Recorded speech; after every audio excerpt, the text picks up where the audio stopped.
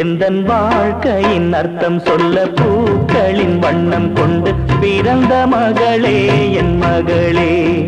நான் வாழ்ந்தது கொஞ்சம் அந்த வாசத்தில் வந்துதித்து உயிரில் கலந்தா என் உயிரே.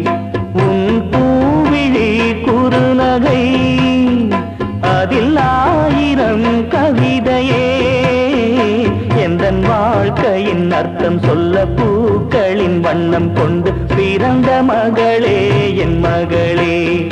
நான் வாழ்ந்தது கொஞ்சம் அந்த வாசத்தில் வந்துதித்து உயிரில் கலந்தா என் உயிரே.